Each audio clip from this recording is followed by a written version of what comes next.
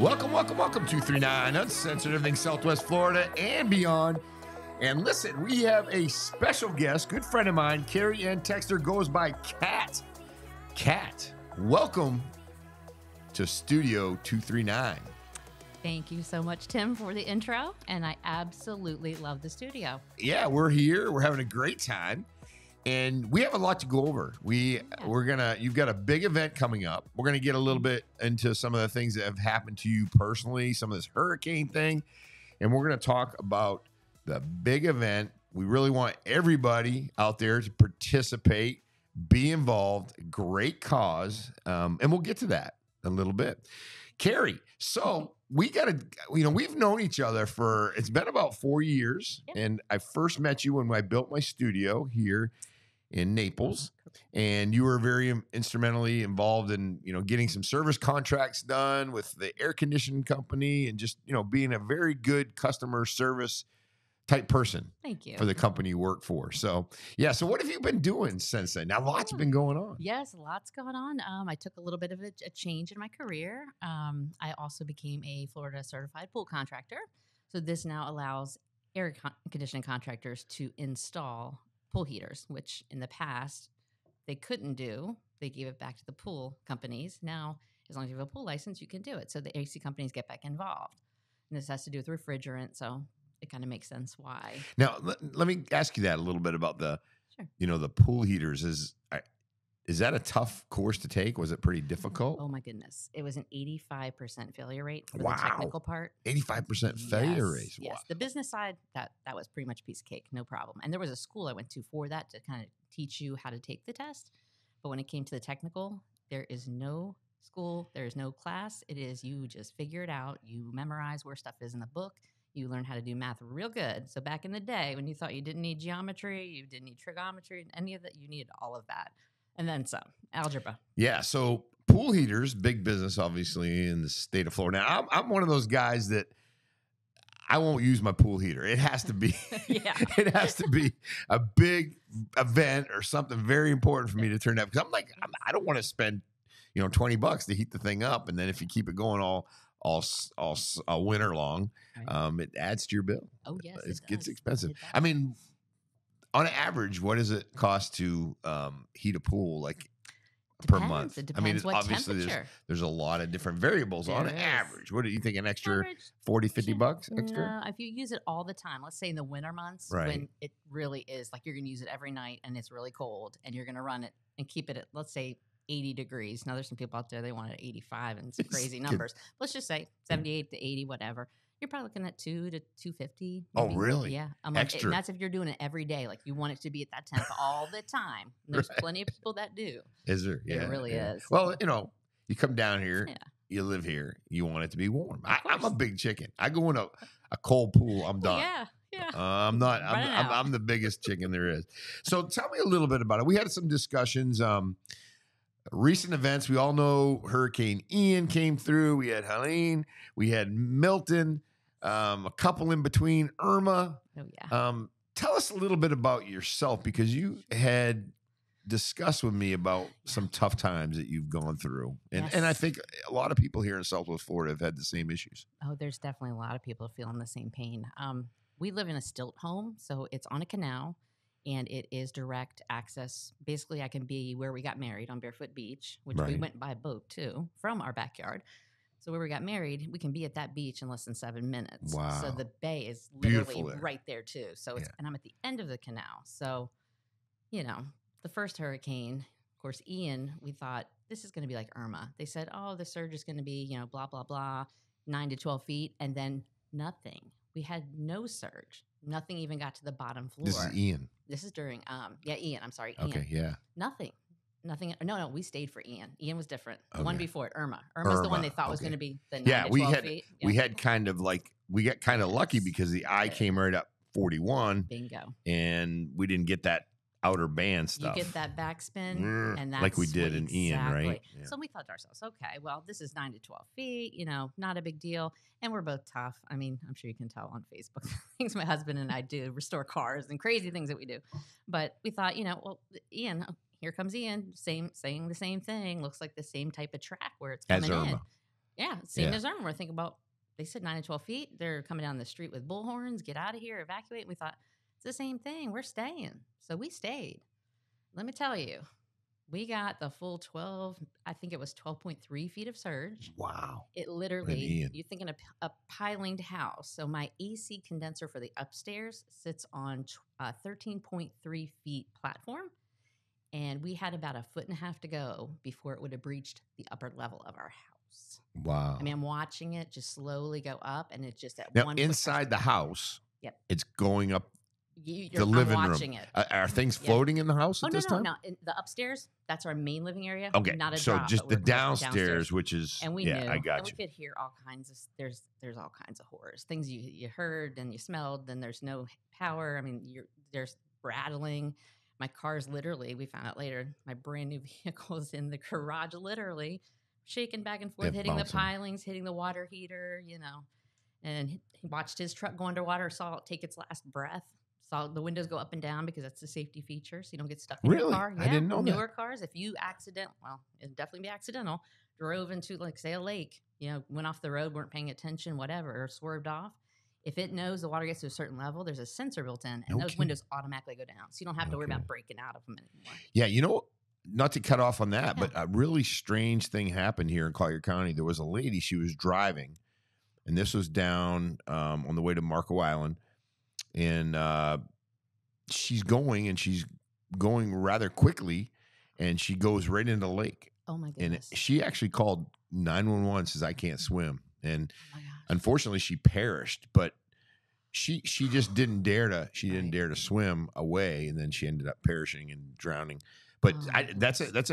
something on the Yes. vehicles that is there for a Yes. safety I don't know feature. what year that started, but I can tell you we had a 22 and a 23 model vehicles outside. And I know the one across the street, I think, was a 22. And we saw her windows going up and down. The hatch even opened at one point. We're like, what is this? What's going on? And realized that was a safety No feature. kidding. So it's good to know if you have a newer car in probably anything in the 20s, I would say. It's kind of like the last gasp. Yeah. And we watched it, windows up and down. And it was like, and then nothing. Just the whole car is underwater now. And it shifted. You could watch it moving through the yard and ended up, Now, what's that emotion like? Are you guys like, Well, so so you're hoping the house is staying on the I'm pilings? just praying to Jesus that at this point, every guardian angel, please come help me, because what's going to happen if it comes up even another foot at this point? I'm literally grabbing sheets and tying them together. I'm thinking about, what do I do with the cats? What's going to be in that water? That's what's really Yeah. interesting. Like, there's cars floating around, so God knows what else is in that water. There could be Yeah. anything in there. And again, I won't say some things that I did see. So the emotion was just pray that everything's going to be okay. And at a certain time, it stopped, and you could just barely see where the water line was on our porch. We have, it's all wood deck. You could just see just the slightest amount where it had dropped. So I knew at that point, even without a radio or power, or to know what mess is even happening at this point, you could see the water was starting to slowly go Recede. down. Okay. Slowly. Yeah. So I thought, oh my goodness, we made it through this, but never again. So the first one, Irma. Yep. You figured everything was good on that one. Mhm. So Ian came in. You were like, oh no, this is not good. Now, fast forward to, I guess the next big one coming was Helena, right? Helene. Now, Or Helene. yeah, Helene. Well, and let me just say this too. At one point I said, we're not going to rebuild this down here. We're just going to create a porch or whatever. And then I decided, you know what, let's put up one wall. Let's put up another one. And I said, okay, I'm just going to go get a permit. Let's just put it back together, because it's a full bathroom down there. So we're losing basically, someone comes to stay the night, or you have, your parents coming into town, whatever it is, you have an extra bedroom and bathroom available. Now it's like, now my house is much smaller because I don't have that anymore. I don't have use of it. So I decided, okay, so and I still have the permit. I have until January under the Ian permit. Got everything 90% done. I mean, I was literally, the floors were 3 weeks old. The floorboards about the same amount of time. The drywall was maybe a month old. The paint was only a few days old. But yeah, so we stayed obviously for that one, because the surge on that one, I think they said, was like Helene, 6 to 9 for Helene. Yeah. And we got roughly close to 7 feet from what I could measure, which is surge. And you remember, I'm on a canal, so you can literally drive like through my garage straight into the water, because I'm one of these grandfathered in boat ramps also. and I know the rise, and then I noticed the timing, and I thought, oh my goodness, high tide.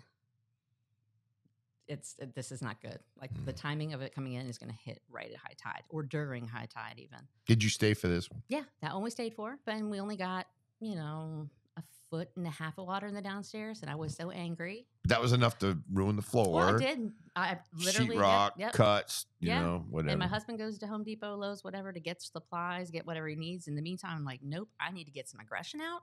I grab the longest dang flat screwdriver I can find and a ball peen hammer, and I literally smacked all of the floorboards off myself. Ripped everyone out, just threw them out the door. Then started tearing off the flooring. So I'm like, I'm just floored at this point. Like, this is brand spanking new. And I was like, we're not going to do this. We're not going to do this. And I decided, yeah, let's do this. And here we are. So next comes Milton. Yes. Well, next comes Milton. There's a funny story with this one, Okay, actually. yeah, give me this one. We had already planned, and 7s were our lucky number. I'm thinking we might need a new lucky number at this point because we got married October 7th of 17. 707 was the sunset, by the way. So the 7s were like a thing with us. This was our 7th anniversary. Yeah. We planned a trip to the middle of nowhere in Tennessee, which also, come to find out, had flooded. They had to put us in a different house, but then we were able to actually go to the lake house, the one on the lake that we had originally rented. So one day in town, and the water got turned back on, so we were able to still do it. But while we're there, we find out day 2 that, oh my goodness, there's this Milton, and he's headed like straight path towards us again. I did not like the path of that one. No. And we were smart. We had already, before Helene came, we had taken like the new sensors for the brand new garage door and put those up 12 and a half feet, left it up there when we left for vacation. We took tie straps to all the outdoor furniture, took everything except for the dehumidifier upstairs. So that's pretty much all that was down there. Okay. So I phoned a friend. I'm like, my cat's there. Get the dehumidifier if you don't mind. Take it upstairs. Yeah.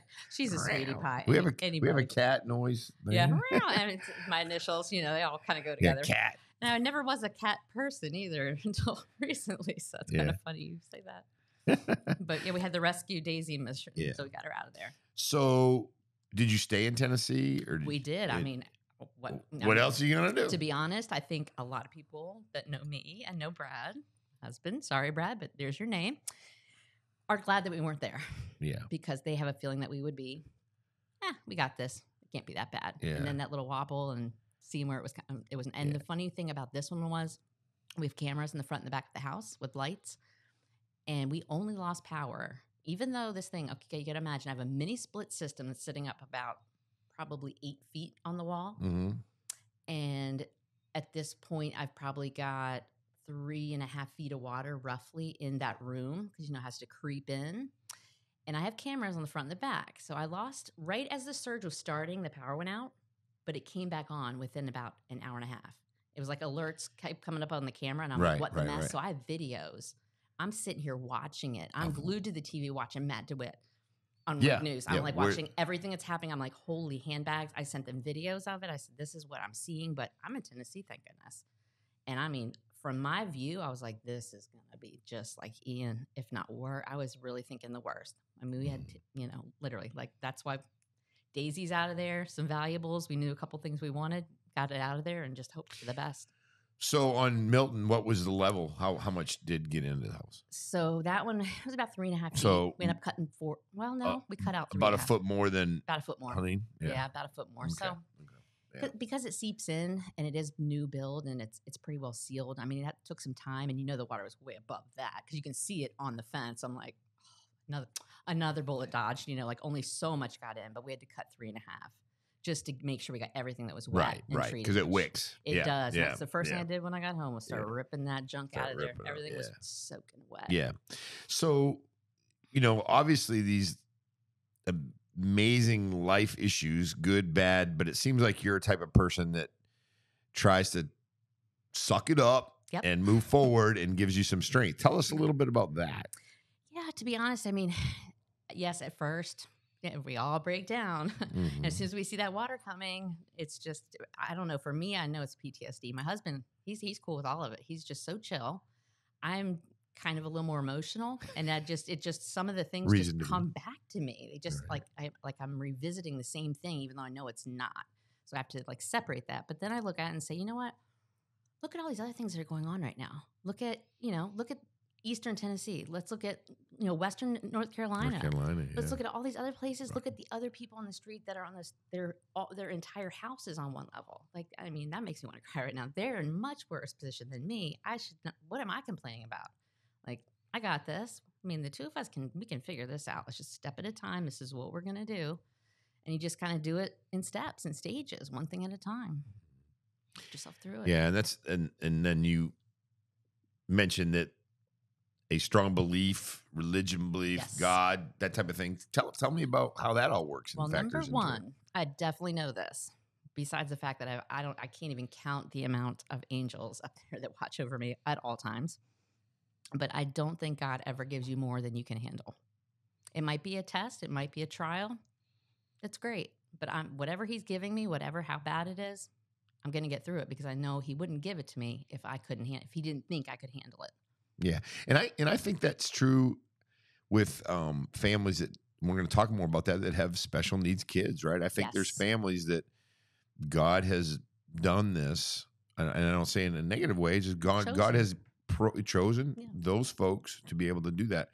Because a lot of times I look back and I say to myself, I don't know if I could really do it, but I think that when God delivers that Yep. and chose you, then you will get the strength. And I think if you have belief, then God will give you that strength to take care of that situation. So, and that's where we're at. I mean, the problem is when you have these storms, Oof. it's like boom, boom, boom, boom, Yes. boom. And hopefully next year we'll get a little breather, or even this year, in the next, 4 or 5 years, let's get it. Yeah. Let's have a little break down here in Southwest We Florida. need it. Now, tell me a little bit about this event you got. We're such a great organization, Best Buddies, right? It is. International. Throughout the world, Anthony Kennedy Shriver is the CEO, the founder of Best Buddies. Tell us a little bit about that first, and then Sure. tell us about the upcoming event, the gala that you're going to be having. Sure. Well, there's a fun fact that I don't In think your position as well. Right? No worries. I'm the chairperson for the event, and my vice chair is Jen, and we are like, two peas in a pod. Solid. Yeah. Yeah. So one's already knows what the other's thinking or can't do, and the other one's got it every time. And I'll say that. But a fun fact about the Best Buddies is going back to kind of the platform of what this is. Anthony Kennedy Shriver actually in 1987, when he was in college, started his own chapter, but it wasn't really a 501c3, so it wasn't anything like that. But he just created a group while he was at college for this reason. And of course, that's back when they used to use the R word, which that is like a trigger to me. Right. Like it is. Right. It should just be struck from every dictionary. It should never cross anyone's lips ever. So that was back in What those is the days, too. appropriate? Is it special needs, challenged? It could be special needs, IDDs, so intellectual and developmental disabilities. Okay, So okay. you could even say it in that aspect, or you could just say, Really, you can come down to yeah. I like to young say adults, special kids, abilities myself. Yeah, special abilities. Yeah, it's good. It could be. I mean, and it ranges from Down syndrome, autism. Could be so many things. Okay. There's even so Allison Ryder is the mission partner for Michelle Smith for this year for this event that we're going to shortly talk about. But she has a disease that is so rare that just the treatment alone costs $2 million a year to keep her alive. And they said, "Oh, you won't live past the age of I think 2 or 3." She's now in her 30s. They said, "Oh, you're too dumb to go to school." She went and got a degree with a 4.0 average. Wow. This chick is smart. She is fearless. They were like, "You'll never be able to do this." Now, but you should see it. She'll have a walker, but you can also grab her arm, walk her around.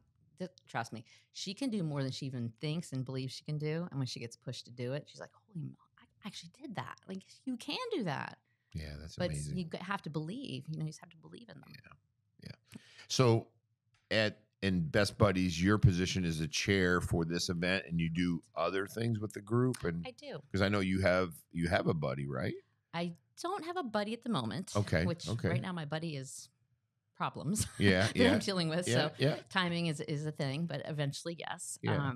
But I have been involved since 2019. I believe the inception was 2019 when they actually started this chapter. Okay. I could be incorrect. It could be could have been a year earlier. Yeah, that's fine. In that time frame. Yeah.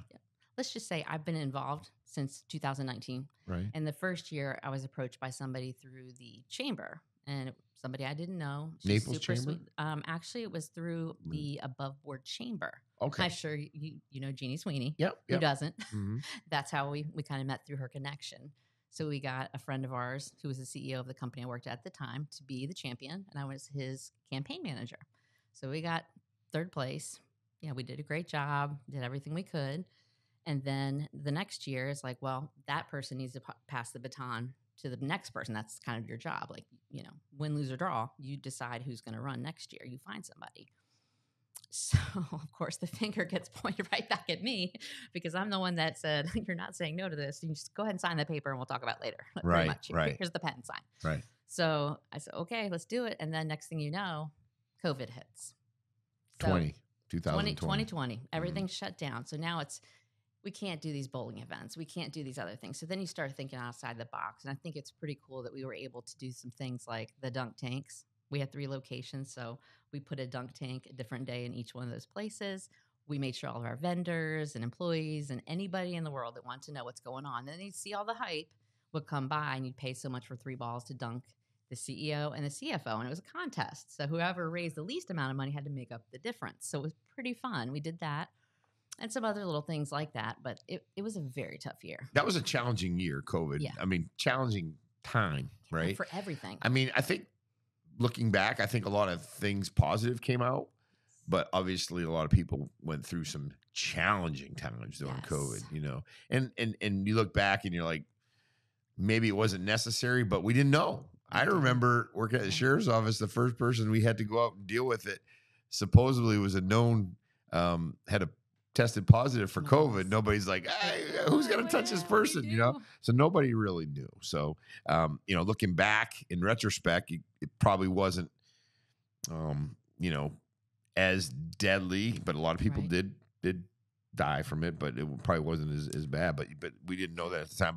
But for nonprofits, for people that look for charities and things like that, and businesses as well, for them to keep their normal track going, it was nearly impossible. It was tough. Yeah. We had to pivot. You had to pivot. You had to figure out a way, get these people working from home. I mean, you know, of course, the business I'm in the air conditioning, it's, you know, essential. So, of course, we had a letter written up and signed, like, you know, I'm allowed to be on the road and, you know, this is that. But, you know, there's other types of businesses that really, really got hit hard.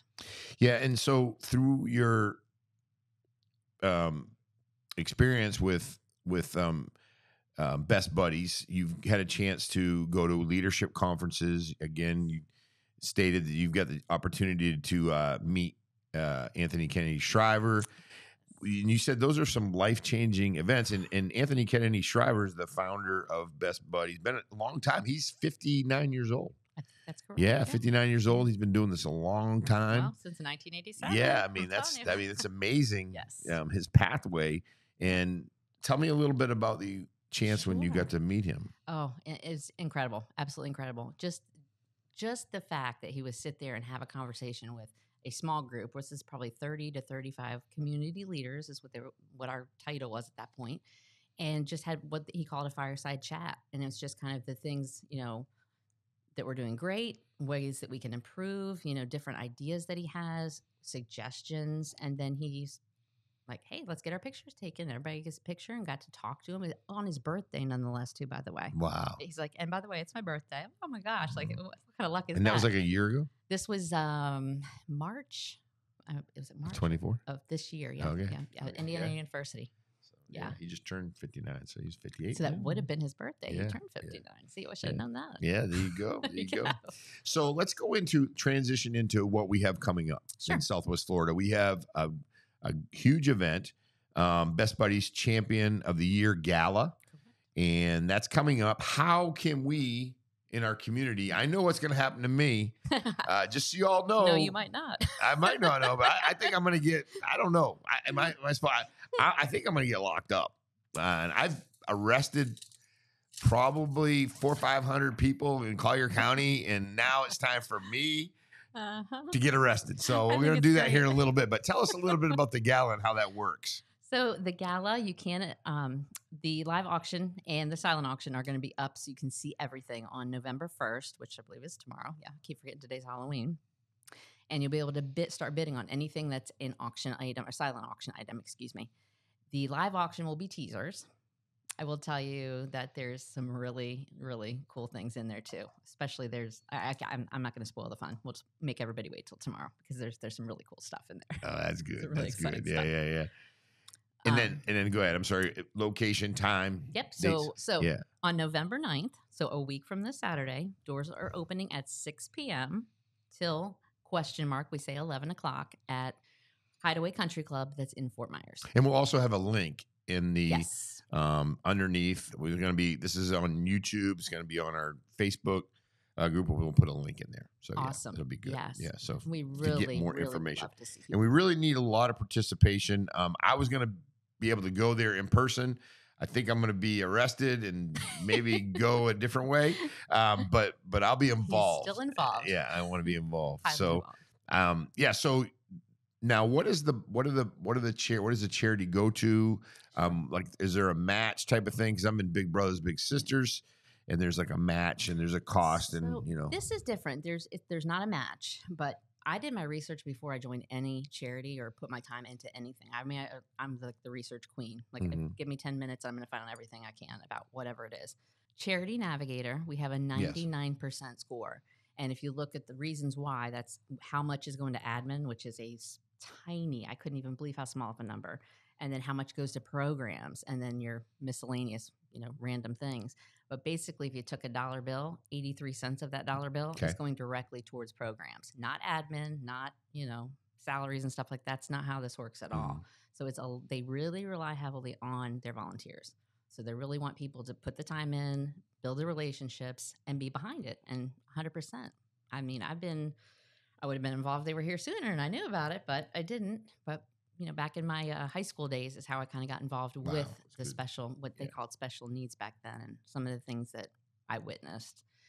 And I don't want to see those things happen to anyone ever again. I think they deserve a lot because they have the biggest hearts of anybody I know. Yeah, and your passion for that shows in our discussions. And I have a soft spot for kids and kids with special needs. In working in the schools, I've done that throughout my career, and these kids are truly special and need a little bit of time. I love like watching Tim Tebow. He does some wonderful things with the kids with special needs. People in our local people in our community, it's just amazing what they do. And I say kids, but young adults, as well. And that's the goal here. The love there is going to be the love. It's really, you start with a one-on-one friendship. So you have someone with an IDD, one without. The next step, of course, then they're going to move up to employment. Once they get to that point, they're done with school. Now what do? Am I going to college, or am I going to get a job? So we have a program for that. After you go through that, there's a leadership development, so they can become ambassadors and actually speak for themselves. Actually, it's for the cause. Yeah, by themselves. Yeah. I mean, we teach them how to actually navigate for themselves and how to do it. And then there is inclusive living. We don't have it here yet, but that is one of the goals, that we'd actually have, like an apartment building per se for these kids. Or, well, at this point now, adults, young people. There we go. I call everybody who's younger than me kids. To me, they're kids. I got 43-year-old friends that are kids. They're kids. Thank you. They are where they are. I'm like, yeah, you're and 25. I'm especially the ones that I had as my students in high school. I'm like, that's my kids. I know. 42. I do. Yeah, that's good. My employees. Yeah. Too. So I think you got something that we're gonna go to. What am I gonna get in trouble today? What do I got going? You are going to get in trouble. So let me get. I don't know if you're ready for that, but yeah, are we ready for the official? We're getting close. She's gonna read this thing, and I might run. Just so you know, I'm gonna take off, but I'll chase him. She's gonna go ahead and read this. I think I could get you. I'm a little bit nervous. You think you catch me? I don't know. Well, with these shoes, I might have to dump the shoes. Yeah, I don't know. Flip flops don't work. All right, so United States District Court for the Southwestern District of Florida, United States of America versus Timothy Jarrett, case number 2024-CR-175888. That's scary. Oh, it is scary, and this is legit. All right, so this is an arrest warrant. You are commanded to arrest and bring before a United States magistrate judge without unnecessary delay Timothy Garrett on an indictment The offense is briefly described below. A warrant is hereby issued for the arrest of Timothy Garrett, charged with willfully broadcasting statements to the public intended to positively influence inclusion for all and swaying public perception. You are commanded to locate and apprehend this person, bringing them before the court to answer for these charges. Once apprehended, a bail will be set forthwith. Signed, myself, Carrie. I'm running. I'm out. Give me bond money. So I would assume that one of the things is you're going to be, or I'm going to be requesting to get me out, right? You're going to need some money to get out. Yeah, I'm going to need some money to get out. Oh. So listen, when I get arrested, I remember all those years that I've helped out. I need your help now. You need it. Get me out.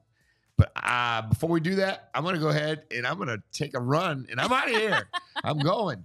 So, no, I think I'm going to try to scoot out of here real quick before she can catch me. Yeah. I don't know how that's going to be. Good idea. We'll figure this out. Yeah. Well, Carrie, thank you so much for coming and giving us that. And I don't think you're going to catch me. So I'm not really worried about getting arrested by you. I will catch you. But come back again anytime. And again, this is a great cause. Thank you. A big night. And we want to make sure we really do it right here in Southwest Florida like we always do. That's right. In all of our charities. And we all need something positive in our lives right now. Yeah, absolutely. Absolutely. And this is this event alone will change your life. That's right. Best buddies. I'm going to jail. That's right. Hang on. Please help me. I'm going to need you. Tim Jarrett 239, uncensored everything Southwest Florida and beyond. And we are out. Yes. Boom. Bam.